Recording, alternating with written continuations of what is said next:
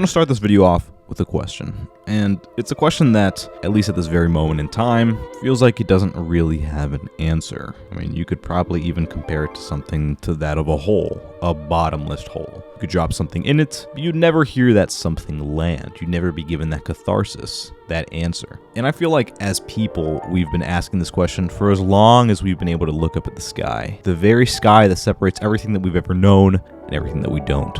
And of course, the question I'm referring to is, are we alone? Or, I guess more specifically, are we alone in the universe?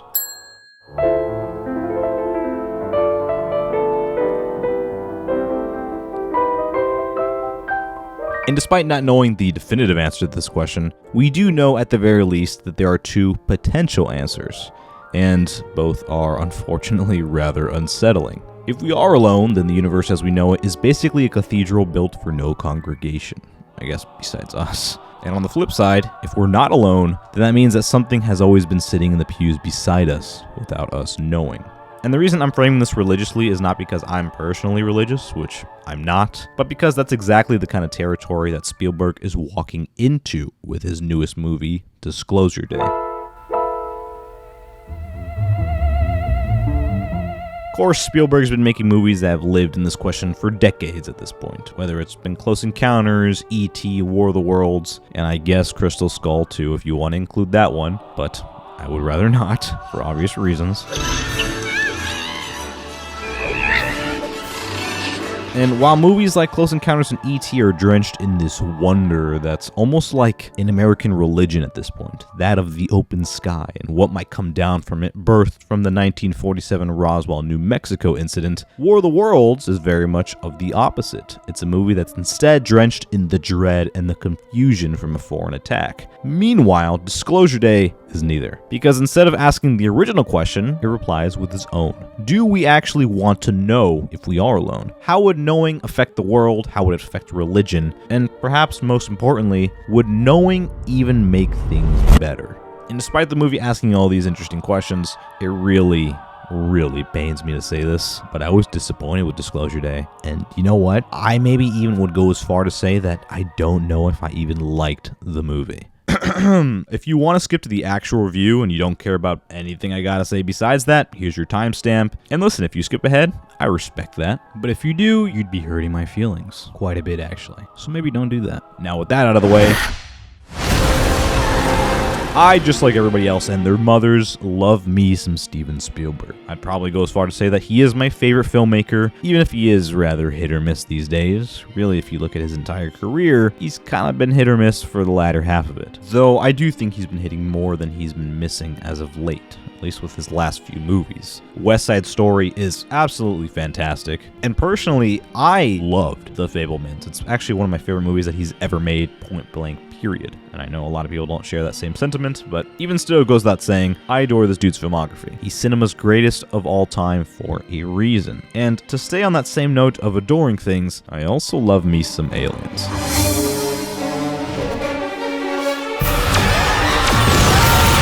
Though it seems like that's not really the consensus anymore. Feels like these days aliens are looked at as kinda lame and antiquated. They're like from this bygone era where people were a whole lot more interested in space and ray guns and cosmonauts and you know, it's actually kind of funny because I also kind of associate aliens with that transatlantic accent. No, one of the officers even took it to a friend of his who teaches zoology at the college.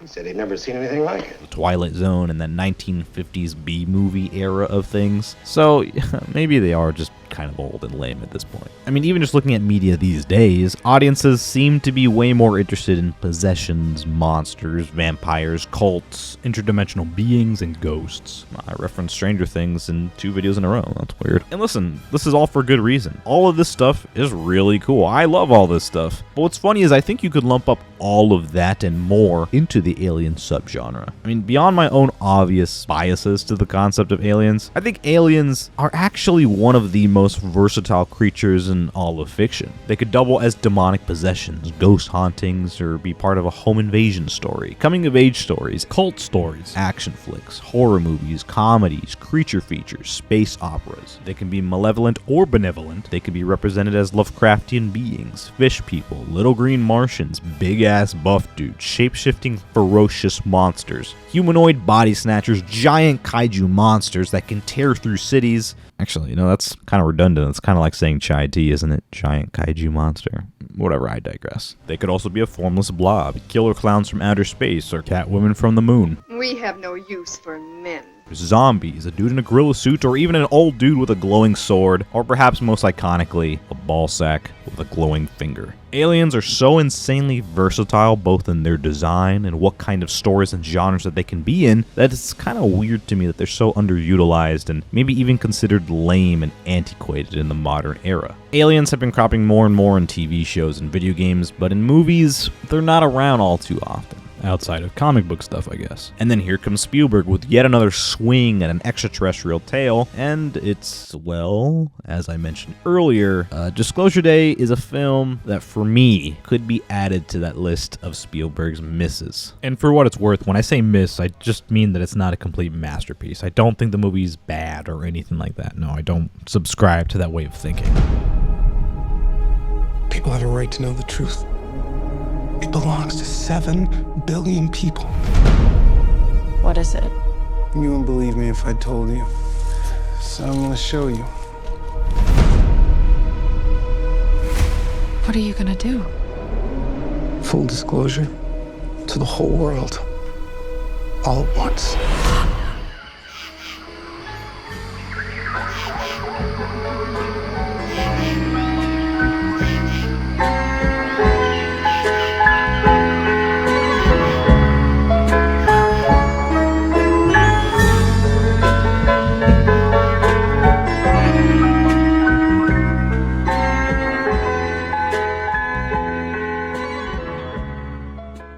Now, Disclosure Day is centered on 3 main characters. You have David Kellner, who's played by Josh O'Connor, and he is this tech guy that somehow, some way manages to steal all of the US government's secret files on extraterrestrial life. And with this information, he's trying to release it to the public and enact the titular Disclosure Day. Say that again? Beside him is Emily Blunt's character, Margaret Fairchild, who has a very subtle last name considering the arc that her character goes through. But she's a meteorologist and she has these larger ambitions in her life, and she isn't quite sure how to fulfill them. She feels as though she is a passenger in her own life and she isn't really sure why, but she knows that she's meant for something bigger. She just doesn't know what. And as you probably saw in the trailers, she starts experiencing some really weird shit, and it's through these experiences that she learns that maybe she has a bigger part to play in the world and potentially even the universe. And then you have Colin Firth's character, who is the main antagonist, and I don't even remember his name. He's just the bad guy. He runs this organization called Wardex, and they are essentially the stormtroopers of this movie. They send out goons to stop our main characters, and that's your main cast. That's your 3 main characters. You have the people being chased, and then you have the pursuer. And I guess you could say Jane was a main character at some point in the movie, but then she just leaves halfway through and doesn't show up until the very, very end. So it's like the movie didn't even really care about her. So I'm not going to talk about her either. She has some interesting conversations, but And here I want to get into one of my first main problems with this movie, and that is the characters are just not that interesting, unfortunately. David Kellner, Josh O'Connor's character. Listen, I know Spielberg likes his everyman characters. I completely understand that, but I think David Kellner is that to such a degree that he has almost no discernible traits. They very, very briefly try to give him some sort of characterization from his past and why he's such an outcast and why he's kind of weird and where he fits into the greater scheme of the story. But it's such a throwaway line and it goes nowhere and it's not represented or explored. His character feels like a nothing burger to me. He's so basic, he's very two-dimensional. And then I think Emily Blunt's character, she definitely has the most going on. But even then, I hesitate to call her a completely three-dimensional character either. The movie touches on her past a little bit more and about how, again, she's this passenger in her own life and she feels like she's meant for more, but she isn't really sure how. And then throughout the movie, she starts developing these superpowers because, again, she's also connected to the aliens in some way or another. And she starts freaking out. She doesn't understand these superpowers and people start worshiping her as a god. And she's like, what the hell is happening to me? It's almost like a fish out of water story with her. And that's all fine and dandy, but it felt very basic. They don't explore it enough, for me at least. It's like the movie goes for the safest option every single time one of our main characters is put into any situation whatsoever. And I think similar things could be said about Colin Firth's character, who again is the main antagonist of the story. It's very clear that he has something more going on under the surface as a character. Very clearly he has something going on with him. Something is plaguing him. We're briefly told that, oh, his wife died, and he was always a bad guy, but now he's like a super bad guy since his wife died. But besides that, it seems like the movie is perfectly content with having him just simply be the bad guy, and he's nothing more than that, unfortunately. There's one scene where he basically tries to explain his motivations and why he doesn't want this information leaked, and it's something along the lines of humanity is just too stupid, basically, is what he's saying. That humanity couldn't handle it, and the world is already in chaos, and if people knew about aliens, then the world would get even worse. And that's basically it, and I don't know if that was enough for me personally. Again, especially when the movie clearly sets up that something is happening with him, but it's not explored, and you never know what that something is by the time the credits roll. The human race cannot accept what we know.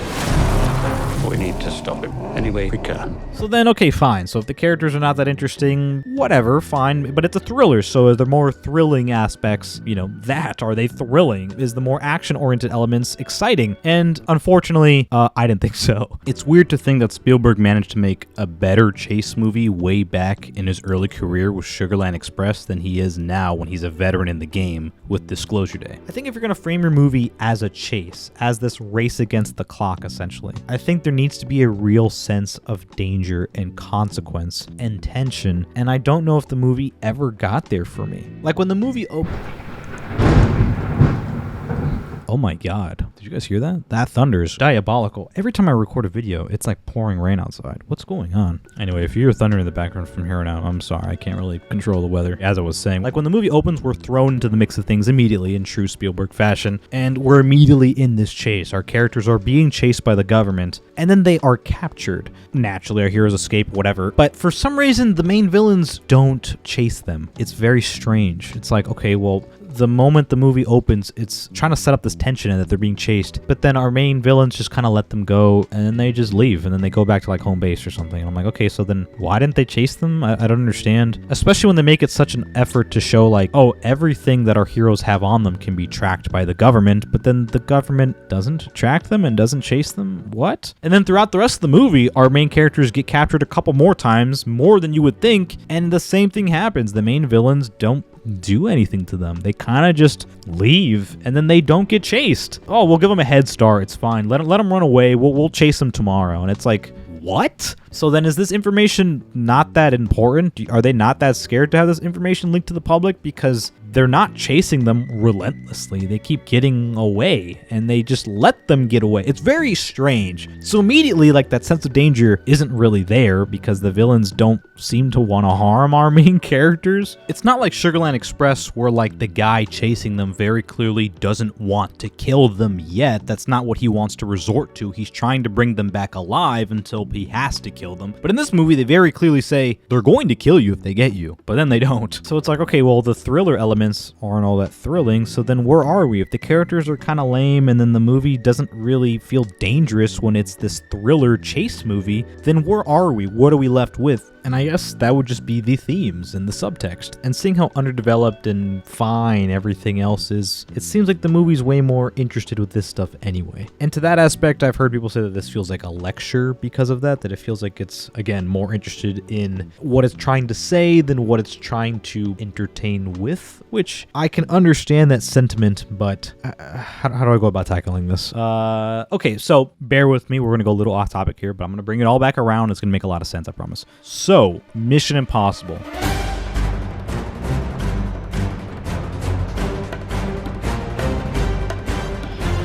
Franchise known for fantastic action, great direction, and exciting stunts, etc., etc. And a common critique that these movies have is that it feels like they come up with the stunts first, and then they build the movie around the stunts, right? That's a very common critique with those movies. It's like, oh, everything that connects the stunts doesn't make a whole lot of sense, but the stunts are the best part. That's why you go watch these movies. To me, that feels like Disclosure Day as well. It feels like the movie has all of these conversations and topics that it wants to cover about government oversight and religion and whether or not people can even handle the truth and, you know, whether or not people even have empathy in the world anymore. And it's like, all of this is interesting, but getting from one conversation to the next next, I think something is lacking. Again, it's not all that exciting, so it feels like it's lacking there. And then a lot of the conversations, too, just kind of feel clunky and a little watery. Imagine it's like, oh, we have a big chase scene. Okay, chasing, we're getting chased, and then it's like, clunk, here's a conversation about religion. Oh, now we're being chased. Oh, clunk, here's a conversation about government oversight. Oh, gosh, we escaped. Let's keep going. Clunk, here's a conversation about empathy. And it's like, something is wrong with the script here. Something is wrong. Like, on a story level, when it's a story by Steven Spielberg, I can totally see how this works in his head. But I think in execution, the screenplay by Kep, something is lacking. The connective tissue is lacking. Something is missing. And I think even more than that, the script is just not entirely well thought out. Like, just as an example, let's talk about the alien devices very quickly. And I say very quickly, but I know this is going to turn into a huge tangent. I already know myself. But, so these alien devices, a lot of people have issues with these devices because they're the MacGuffins of the movie. And they start off one way as being a device for communication. And that's cool because it plays into the theme of things. But then they just turn into straight up your standard MacGuffin. They can do pretty much anything. They can turn on the power. They can make things go invisible. They can make entire groups of people invisible. It can spy on people. The device can kind of just do whatever, and I understand you could argue, oh, but that's alien technology. It's beyond human comprehension. That's why it's so advanced. Sure, but from a writing and storytelling perspective, that's kind of lazy. And listen, I understand these alien devices also play into alien lore, of UFOs having cloaking devices, and that's why they're hard to photograph and they're hard to video, but it's not very motivated otherwise than the story. And to better illustrate my point here, let's look at a little known movie, Nope.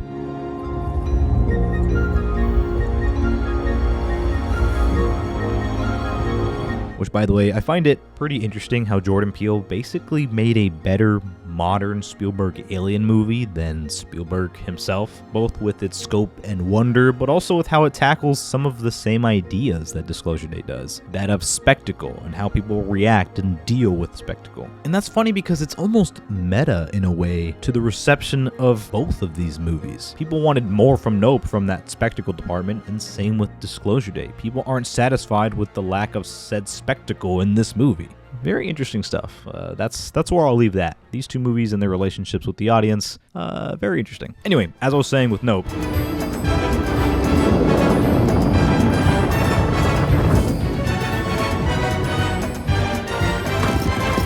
Peele does something similar with his aliens, like Spielberg does with Disclosure Day and his devices, right? So the creature in Nope plays into the traditional alien lore of being hard to photograph and being hard to video, but here it's actually because the alien itself has like a built-in EMP ability. It literally turns off electrical technology around it, which sure you could argue is a little goofy, but like, when has a Spielberg movie not had something goofy in it? So at least it's motivated by something tangible. It's related to the creature. It's also related to the themes that the movie is presenting. It's playing on pre-established motifs and lore within the alien conspiratorial sphere, and it actually gets explored. It leads to problem solving. This ability to turn off technology is brought up multiple times throughout the movie, and is something that the characters have to figure out. Oh, our cameras don't work. How are we supposed to film it and sell the footage? We have to get an old-timey camera. We got to get a film camera to get the job done. These are motivated events. These aspects are explored and are problems that need to be solved over the course of a movie. While in Disclosure Day, it's not really that. The device can all of a sudden cloak everything around it. Again, that makes sense from the alien lore side of things, the conspiratorial side of things. They're hard to record, footage is always blurry, they mess with our technology, yada yada, right? Like, it makes sense. It's playing with tropes, but it comes out of nowhere in the movie. From a storytelling perspective, it comes out of nowhere. And yet, it seems like Emily Blunt's character knew that the device could do this, but we didn't know that as the audience. We were left in the dark. It's like that thing that Hitchcock would often talk about. You want the audience to know that there's a bomb under the table before it goes off. Otherwise, people just explode and it feels random and out of nowhere, which is kind of what happens in Disclosure Day. And sure, there's a very brief scene earlier in the movie that sets up that this device can turn people holding it invisible, but then that goes nowhere. If anything, I think that was a huge missed opportunity. Imagine, stick with me here. The movie sets up that Vortex is this corporation that's been in the know of aliens for decades. They have the alien technology, they kind of know how it works, they have their own form of advanced technology, they have mass surveillance, They seem pretty smart, right, on paper. So when you have a moment where the device you thought you understood does something brand new, you would think that you'd maybe try and learn what that something is and use that as a moment to, again, learn something, to develop something. Again, your Wardex. And then imagine if the movie did this. And then this scene comes along. Instead of a bunch of bumbling idiots and further deflating whatever intimidation factor they might have had in the movie, and really solidifying that these guys are basically just stormtroopers, you could have had a moment instead where they actually realize what kind of technology they're up against, because they saw it earlier in the movie. Wait a second, our heat signatures are showing that they're in the room with us, but we don't see them. Oh, it's probably what we saw earlier. They're cloaked in front of us, surround the area. They're not going to get out. I don't know. I mean, it can play out the same way. They can bubble around. The heroes have to escape. The movie needs to keep moving, right? But at least try and show that our villains can also learn, and they can also put up a fight rather than just be bumbling idiots for the sake of bumbling idiots. Make better use of the things that you set up in your own movie. I don't know, man. The script has a lot of issues, and I don't want to call it lazy writing because it's kind of like a vitriolic statement, but man, it kind of is lazy writing, man. I don't know. At the end of the day, my feelings are that I think this does feel like a classic Spielberg movie on paper, but in execution, oddly enough, contrary to I think a lot of his other movies, again, I'm not Spielberg, I'm not going to speak for how he makes movies, but to me, as an audience member, oftentimes they're more focused on delivering a good and exciting movie first and getting you swept up in the movie and in the story, and then delivering the themes and the messages secondary, right? But this movie feels the opposite. This feels like a movie that is way more interested in its ideas and what Spielberg wants to say rather than delivering a totally cohesive and exciting time at the movies. And to be clear, when I say the movie is not exciting and not thrilling, I don't mean that from a filmmaking point of view. I think the direction here and the cinematography and the editing, all that is very exciting. The way Spielberg moves the camera, seriously, there's nobody that moves the camera like this guy. There's nobody that directs a movie like him. The way that he's able to weave the camera in and around cars, through windows and using mirrors, and the way that he uses artificial lights to obscure what you need to see by covering it with the noise of the world is fantastic. The amount of story that he's able to convey within a single shot or even within an entire sequence through his one-ers, no one does it like him. He's been doing it for decades. Everybody knows that he's elite, and this movie shows that he can still direct circles around other people. It's not the filmmaking, it's David Koepp. Like I said before, some people see this movie as like a lecture, like it feels like they're being talked down to, and that's not really what I saw it as. Personally, maybe it's because I'm biased to Spielberg and I like Spielberg and I want to assume the best out of him. But to me, it feels like, you know when you have a conversation with like your grandpa? Shit, I don't want to make it seem like Spielberg is like a rambling grandpa. But you know when like you're trying to talk to a grandparent and they're kind of like they're trying to bestow some knowledge onto you, but it's kind of coming out as like kind of going on a tangent and they're kind of rambling. And it's like, oh, this conversation started about you telling me about your youth and now you're going on a rant about Thai food and why I need to put Photoshop on my computer and how you want to make me download 1,000 episodes of The Twilight Zone. It's like, what are we talking about? I thought we were talking about how you met my grandmother. What's happening? But then every once in a while, somewhere in that conversation, he says some bars and he says some shit that's like, wow, that was really poignant and kind of profound and kind of amazing. That's sort of what this movie feels like. I get that Steven Spielberg is a little older and it feels like he's not going to be around for much longer and he's probably not going to be making movies for much longer either. And it seems like this movie feels like he wants to get so much off his chest about aliens. Clearly, he's very infatuated with aliens. He's been making alien movies for his entire career. And he also clearly knows more than he's letting on about aliens. He clearly has some ball knowledge. He has some insider information for sure, at least from his perspective, probably. And I think as an alien fan, there's a lot to like in this movie. There's Nixon talking to Jackie Gleason about aliens, which is like this urban legend that's been going around for decades. And I'm shocked that it was even in the movie. There's body snatchers, there's remote viewing, there's memory regression therapy, there's abductions, there's UFOs, there's little green men, there's high quality recreations of famous UFO stories. You know, like this movie has everything that you would think comes with aliens. I think there's a really interesting concept in this movie. Again, the motif and the symbolism of eyes. There's so many eyes in this movie. A lot of shots of eyes. It's all over the marketing and all over the posters. It's all about the eyes. And I like this interesting idea of that's why aliens have such big eyes. That's their defining evolutionary trait. is the eyes. It's all about emotion and empathy. Looking somebody in the eyes and being able to understand them and communicate with them is what is so important. It's why we're so advanced as a species to begin with, and it's sort of why we're falling apart at this point. It's why the world is such a fucking shit show. There's so much conflict because we just want to fight with one another rather than talk with one another. We want to talk at somebody and not talk with somebody. The movie is getting at a lot of that stuff. And I also hope that the irony isn't lost in everybody knowing that this is a movie that is all about empathy and trying to understand each other and trying to bring people together.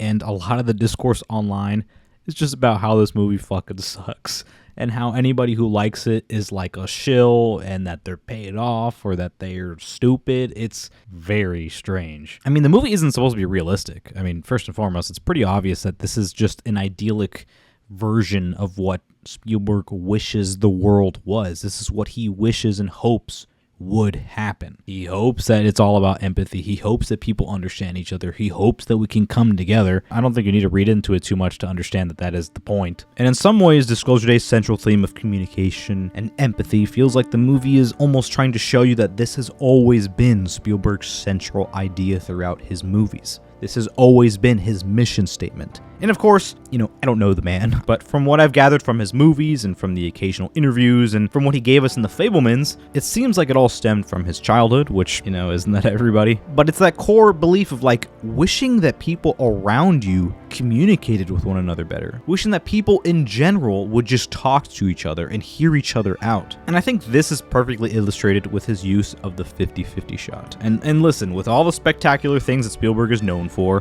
one thing that I don't think people bring up enough is the use of this shot. It's a simple shot, that of two people looking at each other face to face with eye contact, truly trying to understand one another. And the shot is in pretty much all of his movies, and you might think, oh, this is a simple shot, what is this? Oftentimes you'll see this shot with another character smack dab in the middle of the conflict, almost reminiscent to that of a child caught in the middle of a family arguing, right? And I think that that's all the more evident when it's literally used that way in the movie The Fabelmans with his character. His family is arguing with one another over the divorce of his parents, and he's just caught in the middle of all of that. This shot has been there the entire time in his filmography, showing his idealized view of the world, hoping and wishing that people would only communicate with each other a little better. I think the greatest thing is when people at least make an effort to communicate.